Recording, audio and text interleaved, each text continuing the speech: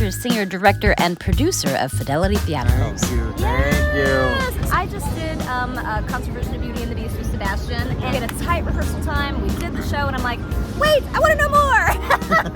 So that's why we're here. And I asked you what your favorite place was, and you said Square. I love Union Square. No, what do you love about Union Square? I used to work near here. I used to work at the Harry Potter store. Oh my god! I worked there when it first opened, and it was a crazy job. I worked there for 2 years, and so I would come here all the time during my lunch break. And then right over there, the Darryl Roth, where Titanic used to be, I worked there as well. Oh wow! And so I spent a lot of time here, and my favorite pizza place is here. There's a really nice used bookstore. This is the best Barnes & Noble in the entire country. Yes. I love this Barnes & Noble so much.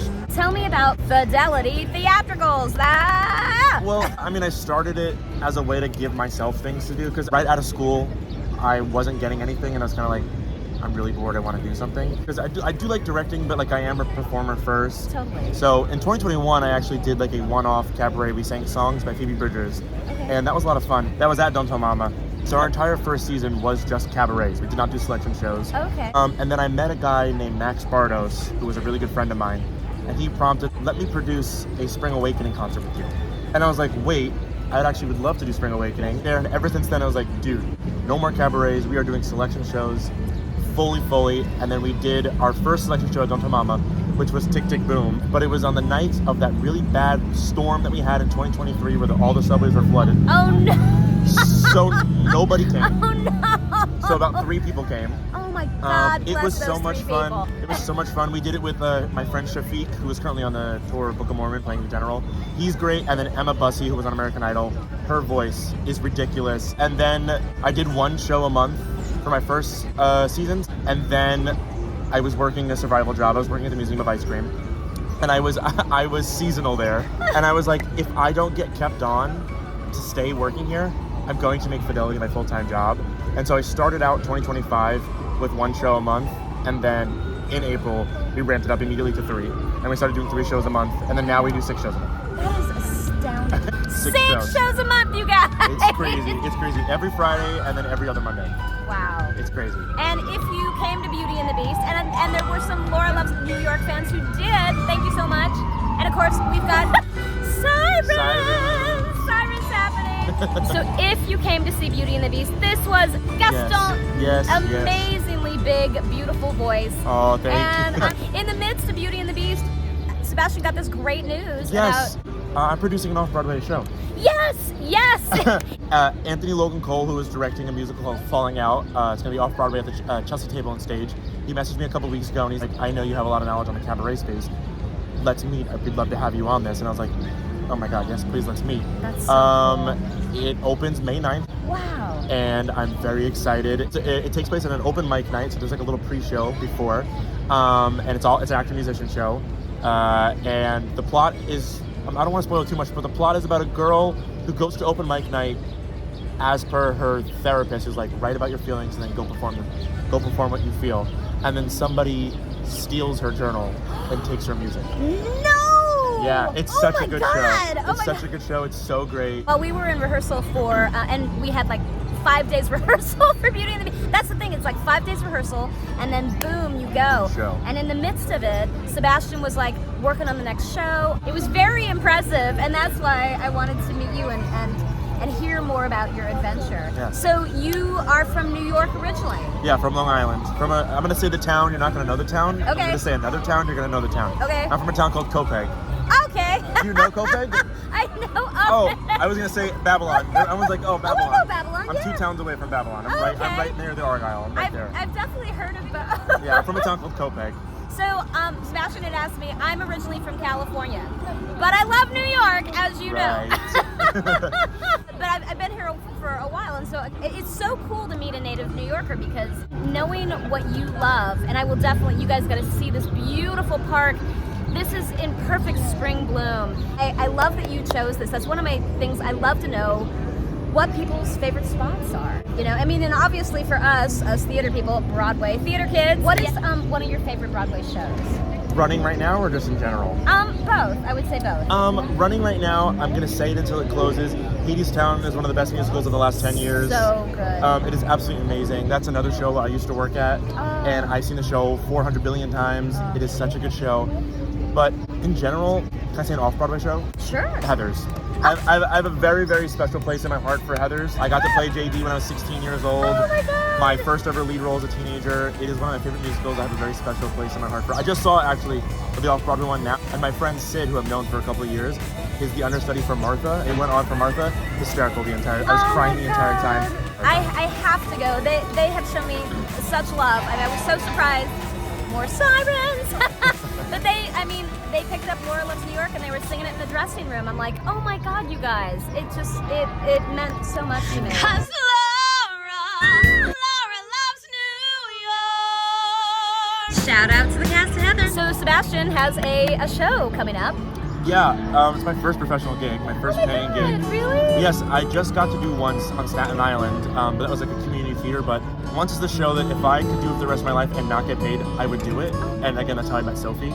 And getting it to do it with Sophie for the first time ever was absolutely amazing.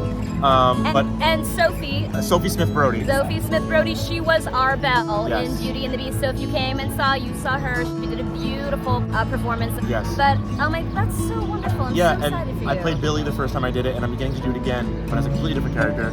I'm playing Svek, and that's in Connecticut without Sophie. But it's fine. I'm still very excited, but I have to learn the drums for it, which has been very difficult. Oh. It's a very big plot point that my character plays the drums, so I have to learn the drums. Yeah. And then we play bass for the show. Oh man, that's fun. How many instruments do you play? I actually don't play any instruments. Oh my God! Spoiler alert! I don't play any instruments. I fully learned how to play the bass for the first time I did once. David, my friend who played Guy, had taught me some easy tabs. And then, you know what the cajon is? Like the little box drum? Yes. I could play very simple stuff on that. I do not play instruments. I fully learned them all for these shows. So I would not consider myself a musician. But you do what you need to do as an artist. What is one of your favorite roles? I have to say Billy in Once. That just has such a deep connection. It's also the first musical I've done in 7 years. I went to AMDA. Okay. I went to AMDA as well. No way, really? In New York or LA? In New York.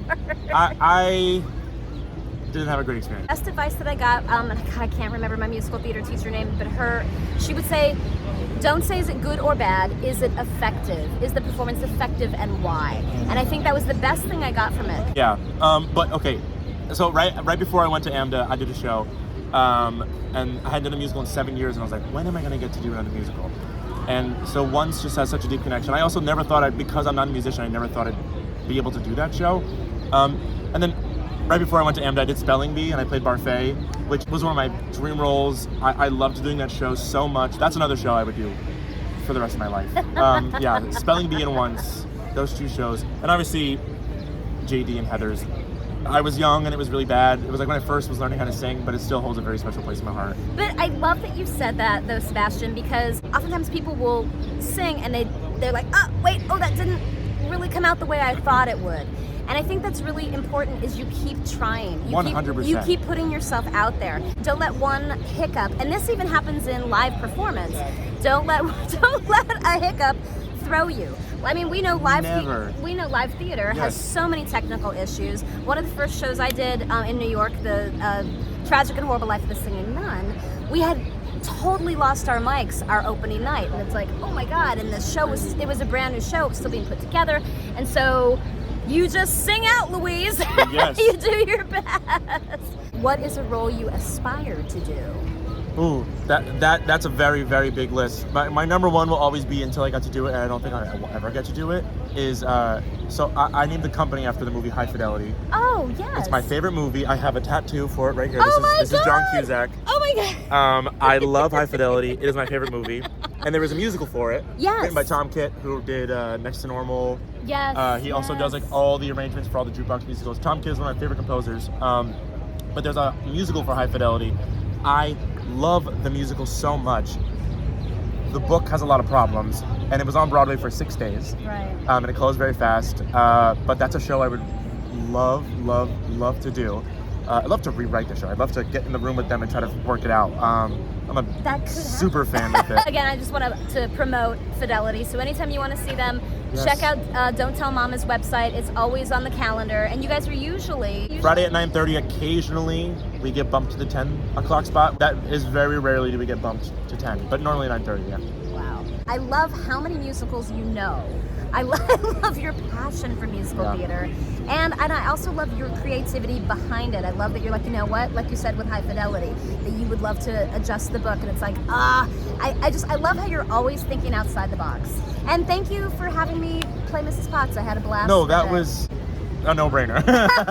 That was a no-brainer. That was a I was gonna say, no-brainer. if you need a grandma for Pippin, it's time to start living, you know. Oh, I love that show, man. Where can people find you online? What's the best way to do it? Honestly, the Instagram is the best way. We also have a TikTok.